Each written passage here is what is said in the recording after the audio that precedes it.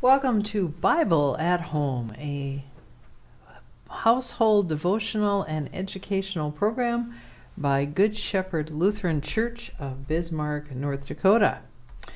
On this week following Sunday, October 17th, we look at the story of God Answers Hannah from the book of 1 Samuel, the early chapters. So welcome back to our Bible at Home for this week, and I have a chair here right for you to join me in this little conversation here today. And we'll begin with our usual where have you seen God recently? Sometimes people call this the highs and lows of their life. Where, looking around, have you seen God active, or would you wish that God would be active? We see the beauty of the changing seasons, which on the one side means that things are kind of cooling off and we seem to be getting a little more rain, but also that means that we're going to be coming into that season of winter, that season when everything kind of slows down and we have less light. But also, think about it, that's our rainy season. That's when we get a lot of our moisture that we use around here. So we hopefully see God in those rain and showers. So let's go to this week's story here. And as I'm reading this story, I want you to, again, keep in mind, what is God doing in this story? Or how is God active? What part do the humans play in God's plan? What in the story surprises or unsettles you? What comforts you? And what questions do you have? So we're going to break this reading up a little bit. We're going to start in 1 Samuel chapter 1, verses 9 through 11. After they had eaten and drunk at Shiloh, Hannah rose and presented herself before the Lord. Now Eli, the priest, was sitting on the seat beside the doorpost of the temple of the Lord. She was deeply distressed and prayed to the Lord and wept bitterly. She made this vow: O Lord of hosts, if only you will look on the misery of your servant and remember me, and not forget your servant, but will give to your servant a male child, then I will set him before you as a Nazirite until the day of his death. He shall drink neither wine nor intoxicants, and no razor shall touch his head. Oh boy, what's going on here? Well, part of this is that this is the beginning of a series of two books, 1st and 2nd Samuel. And we start with Samuel, who becomes a bridge character. He bridges from the time of the judges in the Promised Land to the time of the prophets. So we'll see him fill both of those roles. And we see, again, a unique birth story. We're going to know his story from before he was born till the day of his death. And we find a woman, Hannah. She is, guess what the story is? She is the favorite, beloved wife, but she has trouble having children and has been tortured by the other wife who has children. So they are at Shiloh. This is one of the holy places, and they have come for their annual time of sacrifice and festival. And she goes to the tabernacle. This would have been the tent, the tabernacle that the people would have had. And as she goes in there to weep and to really ask of God that she would have a child. Forget not your servant, and to give her a male child, because a male child was your security. A male child would take care of their mother. So this person is dedicated before they are even conceived as a Nazirite. This is a holy person. They are not to.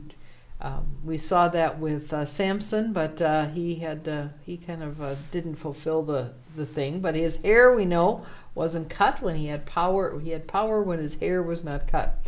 But this idea of being dedicated before you are even born to God, to and that she would have this child, but then she would give it back to God as a gift, and or as a sacrifice. So you don't give away that which is just leftover, but you give back to God that which is valuable.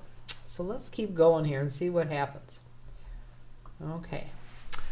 They rose in the morning and worshipped before the Lord. Then they went back to their house at Ramah.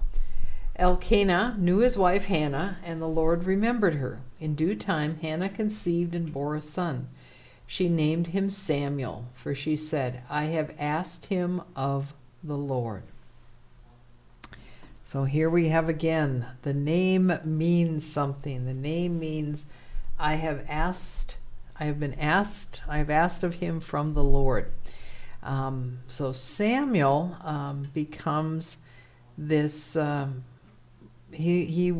see, we have, there's many different stories with Samuel, but he begins the time of the kings. And Eli, the man who was the head priest at the time, when he saw Hannah earlier, he thought she was drunk, but she said, no, I'm just here to ask of God for this special gift. And so we see that God does not forget Hannah. He does give her a son. And very soon after he is weaned, probably when he's 4 or 5 years old, she brings him back to Eli and says, do you remember me? I was the woman who came here, and I have brought you back. This is the son that God gave me, the son that I asked for, and I'm fulfilling my promise. And she has other children. But there's one thing that happens. This is the thing that's probably going to be the most reminiscent to us of Luke, other than the fact that Luke, when he tells his story, starts with the birth of John the Baptist, not just Jesus, but John the Baptist. So we have this story of the one, the herald, the precursor, the one who comes before the promised one. So one more reading here today from chapter 2, verses 1 through 10. So Hannah prayed and said, my heart exults in the Lord. My strength is exalted in my God. My mouth derides my enemies because I rejoice in my victory. There is no holy one like the Lord, no one besides you. There is no rock like our God. Talk no more so very proudly. Let not arrogance come from your mouth. For the Lord is a God of knowledge, and by him actions are weighed. The bows of the mighty are broken, but the feeble gird on strength. Those who were full have hired themselves out for bread, but those who are hungry are fat with spoil. The barren have borne 7, but she who has many children is forlorn. The Lord kills and brings to life. He brings down to Sheol and rises up. The Lord makes poor and makes rich. He brings low, he also exalts. He raises up the poor from the dust. He lifts the needy from the ash heap to make them sit with princes and inherit a seat of honor. For the pillars of the earth are the Lord's, and on them he has set the world. He will guard the feet of his faithful ones, but the wicked shall be cut off in darkness. For not by might does one prevail. The Lord, his adversaries shall be shattered. The Most High will thunder in heaven. The Lord will judge the ends of the earth.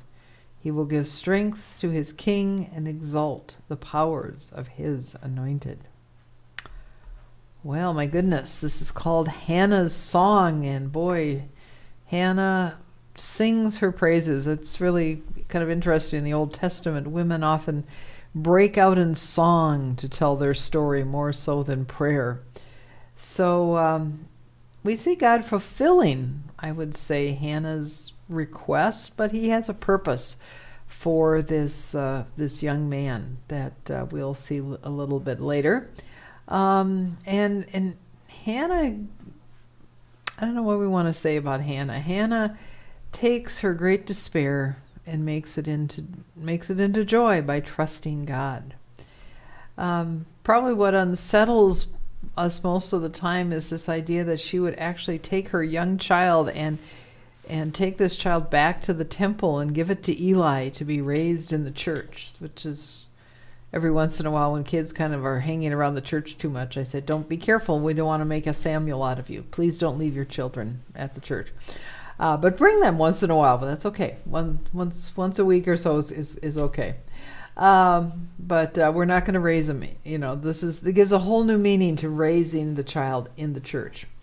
And what questions do you have about this reading? Well, what is Samuel's purpose going to be?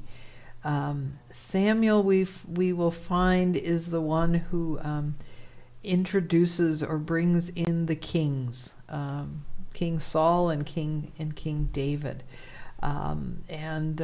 He tries really, really, really hard to get the people to realize that God is supposed to be their king. This was the plan when they went into the promised land. Remember Joshua saying to the people, as for me and my house, we will follow the Lord. What are you people going to do? We're going to follow the Lord.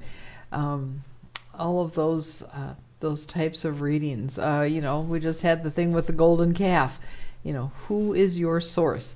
Who is your source of fulfillment? And so we begin the story of the kings of Israel with the birth of their prophet, their messenger, the one who will announce their coming. God, you answer prayers. We are blessed and humbled that you hear us when we call to you in our time of deepest longing. Receive our gratitude for your listening ear. Amen. And then we go to our blessing. So you are touched. God gives us a family of faith. That is our blessing. And in case Hannah's song sounded familiar, you might want to look up Luke 1, verses 46 through 55, something called the Magnificat. In Luke's Gospel, we have Mary, Elizabeth, and Zechariah all break out into song or prayer. And Mary's song, you might notice, is kind of compares to Hannah's song, but Mary will have her own version because of the promised son that she is bearing. So we continue to see what lies ahead for us in Luke's gospel, because there are many things that he has taken from this Old Testament and we see fulfilled in his gospel. We continue to build the story.